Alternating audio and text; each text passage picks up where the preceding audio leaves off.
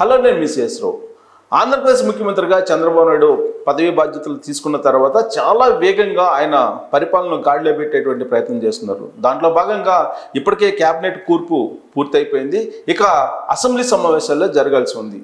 అయితే దానికంటే ముందు స్పీకర్ ఎన్నిక జరగాల్సి ఉంది. అలాగే ప్రొటెం స్పీకర్ ఎన్నిక కూడా జరగాల్సి ఉంది. ఎవరు స్పీకర్ అయ్యేటువంటి అవకాశం ఉంది అనే దాని మీద విస్తృతంగా చర్చ జరుగుతుంది. ఆ క్రమంలో కొన్ని సీనియర్ పేర్లు వస్తున్నాయి. వాళ్ళలో ప్రముఖంగా ఇప్పుడు అయ్యన్న పాత్రుడి పేరు కనిపిస్తుంది.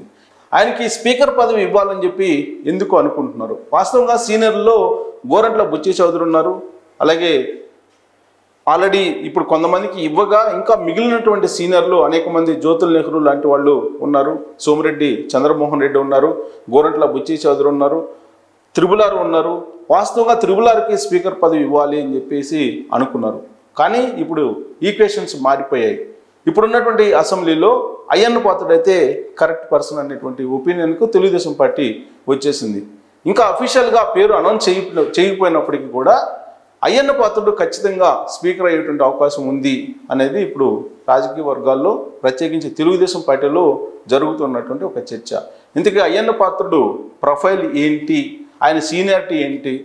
పార్టీ పెట్టినప్పటి నుంచి ఆయన పార్టీలో ఉన్నారు. ఎన్టీ రామారావు పార్టీ పెట్టినటువంటి తొలి రోజుల నుంచి కూడా ఆయన ఆ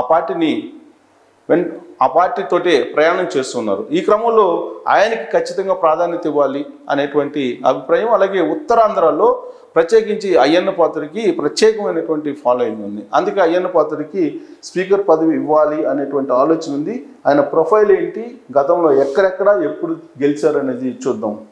సో చింతకాయల Ayyanna Patrudu Telugu Desam party senior leader, అలాగే పొలిట్ బ్యూరో మెంబర్ కూడా ఆయన కీలకంగా ఉంటారు పార్టీ నిర్ణయాల్లో ఆయన. సో ఆయన అనకాపల్లి జిల్లా నర్సీపట్నం ఎమ్మెల్యే. ఆయన కాకినాడ పిఆర్ కాలేజీ నుంచి బిఏ డిగ్రీ చేశారు. ఆయన బిఏ చదివారు, కాకినాడ పిఆర్ కాలేజీలో చదివారు. 1983లో తొలిసారిగా ఆయన శాసనసభకు ఎన్నికయ్యారు. 82లో తెలుగుదేశం పార్టీని పెట్టారు. ఇమీడియట్గా జరిగినటువంటి 83 ఎన్నికల్లో ఆయన యంగ్ ఏజ్లో రాజకీయాల్లోకి అడుగుపెట్టారు. తొలిసారిగా ఆయన 83లో శాసనసభకు ఎన్నికయ్యారు, ఎమ్మెల్యేగా ఎన్నికయ్యారు.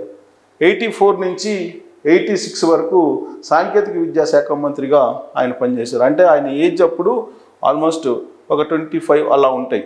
అంటే ఎంత యంగ్ ఏజ్లో ఆయన మంత్రి అయ్యారో, ఎన్టీ రామారావు ఎందుకు సెలెక్ట్ చేశారో, ఆయన టాలెంట్ని అప్పుడు ఎన్టీ రామారావు ఎలా గుర్తించారో ఆలోచించాలి.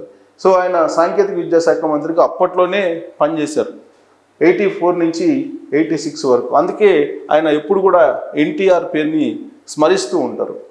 ఇక 25 ఏళ్ళ వయసులోనే మంత్రి పదవిని చేపట్టినటువంటి యంగ్స్టర్గా అప్పట్లో అసెంబ్లీలో అయ్యన్న పాత్రుడు ఉండేవాళ్ళు. ఆ తర్వాత 83, 85, 94, 1999, 2004, 2014, 2024 ఎన్నికల్లో ఎమ్మెల్యేగా ఆయన విజయం సాధించారు, గెలుపొందారు. మొత్తం 7 సార్లు ఆయన ఎమ్మెల్యేగా గెలుపొందారు. సో ఎమ్మెల్యేగా 7 సార్లు గెలుపొందినటువంటి వాళ్ళలో అసెంబ్లీలో ఆయనే సీనియర్. అత్యధికంగా ఎమ్మెల్యేగా గెలిచినటువంటి వాళ్ళలో అయ్యన్న పాత్రుడు, అలాగే గోరంట్ల బుచ్చి చౌదరి ఉన్నారు. సో అత్యధిక ఎక్కువ సార్లు గెలిచినటువంటి వాళ్ళు. సో అయ్యన్న పాత్రుడు 7 సార్లు గెలిచారు. సో మొత్తం 7 సార్లుగా ఆయన ఎమ్మెల్యే అయ్యారు. కాబట్టి ప్రొటెం స్పీకరు గోరంట్ల బుచ్చి చౌదరికి ఇచ్చేటువంటి అవకాశం ఉంది. 7 సార్లు గెలిచినటువంటి వాళ్ళు అసెంబ్లీలో ఇద్దరే ఉన్నారు. ఒకళ్ళు అయ్యన్న పాత్రుడు, 2 గోరంట్ల బుచ్చి చౌదరి. సో అయ్యన్న పాత్రుడికి స్పీకర్ ఇస్తున్నారు కాబట్టి గోరంట్ల బుచ్చి చౌదరికి ప్రొటెం స్పీకర్ ఇచ్చేటువంటి అవకాశం ఉంది.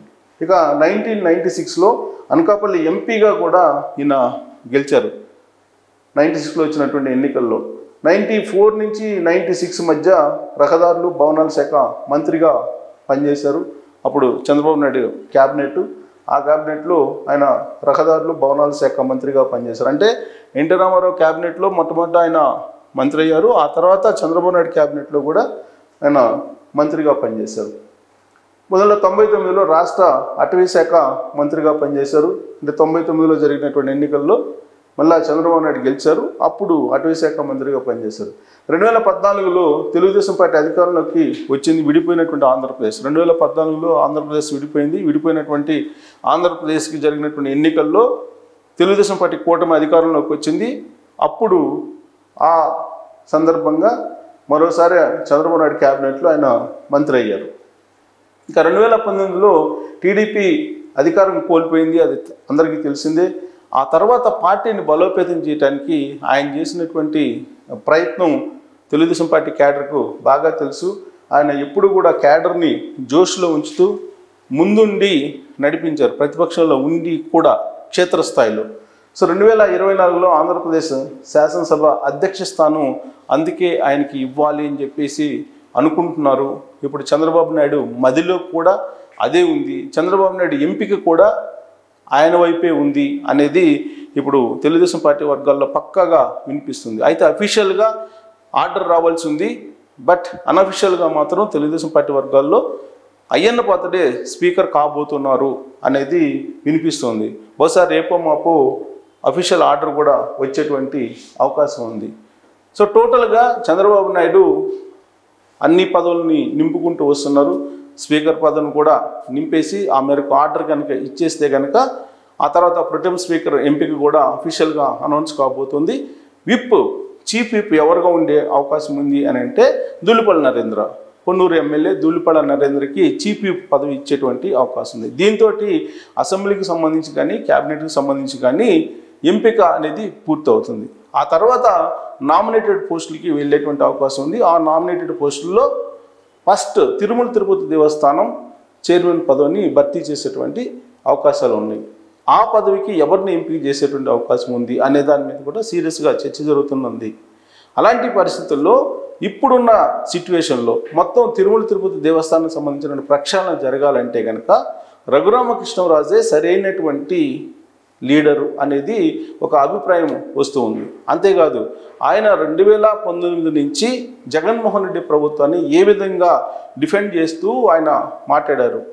సో ఆ 2019 నుంచి 2024 ఎన్నికల దాకా కూడా జగన్మోహన్ రెడ్డి మీద ఫైట్ చేశారు. ఒక రకంగా చెప్పాలంటే ఆయన చేసినటువంటి ఫైటు పార్టీలోనే ఉంటూ ఆ పార్టీకి వ్యతిరేకంగా చేశారు, వైఎస్ఆర్ కాంగ్రెస్ పార్టీకి. సో దానికి ఆయన గుర్తించారు చంద్రబాబు నాయుడు రఘురామకృష్ణరాజుని. ఆ క్రమంలోనే తిరుమల తిరుపతి దేవస్థానం చైర్మన్గా అపాయింట్ చేసే అవకాశం ఉంది అని చెప్పి తెలుస్తుంది. ప్రధానమైనటువంటి పదవులు ఇవన్నీ పూర్తయిన తర్వాత మిగిలినటువంటి నామినేటెడ్ పోస్టులు కొన్ని వందల్లో ఉన్నాయి, వాటిని పూర్తి చేసేటువంటి అవకాశం ఉంది. అయితే అసెంబ్లీ సమావేశాలు 18 కానీ 19 కానీ జరగబోతున్నాయి ఈ నెలలో. అవి అయిపోయిన తర్వాత నామినేటెడ్ పోస్టులు మిగతావి కూడా భర్తీ చేస్తారు చంద్రబాబు నాయుడు అనేది పార్టీ వర్గాల్లో వినిపిస్తున్నటువంటి చర్చ. ఎందుకంటే గతంలో చంద్రబాబు నాయుడు ముఖ్యమంత్రి అయినప్పుడు వెంటనే నామినేటెడ్ పదవులు పూర్తి చేసేవాళ్ళు కాదు. కానీ ఈసారి మారినటువంటి చంద్రబాబు నాయుడిని చూస్తున్నాము అనేది ఆ పార్టీలో క్యాడర్ భావిస్తూ ఉంది. అందుకే ఇమ్మీడియట్గా నామినేటెడ్ పోస్టులు భర్తీ చేయడానికి అవకాశం ఉంది అని చెప్పి తెలుస్తుంది. సో మొట్టమొదటిసారిగా పై లేయర్ మొత్తాన్ని కూడా కంప్లీట్గా ఆయన భర్తీ చేస్తూ వస్తున్నారు రకరకాల ఈక్వేషన్స్ ద్వారా. సీనియర్లకి ఏమి ఇవ్వాలి, జూనియర్లకి ఏమి ఇవ్వాలి, లైక్ కొత్త తరహాలో ఇప్పుడు ఉన్నత విద్య అభ్యసించినటువంటి వాళ్ళకి ఎక్కువ ప్రాధాన్యత ఇస్తూ ఒక నూతన వరవడిని చంద్రబాబు నాయుడు ఈసారి తీసుకెళ్తున్నారని చెప్పి మనం చెప్పచ్చు. సీనియర్లకి ప్రాధాన్యత ఇస్తూ ఇప్పుడు అయ్యన్న పాత్రుడికి స్పీకర్ పదవిని కన్ఫామ్ చేయబోతున్నారు. ఆర్డర్ మాత్రం రావాల్సి ఉంది. అఫీషియల్గా ఆర్డర్ వచ్చేంత వరకు కూడా ఇది అత్యంత విశ్వసనీయ సమాచారం మాత్రమే అనుకోవాలి. సో స్పీకర్గా అయ్యన్న పాత్రుని ఎంపిక చేస్తున్నారు కాబట్టి దీని మీద మీ కామెంట్స్ కూడా వ్యక్తం చేసి మీ అభిప్రాయాన్ని తెలియజేయండి.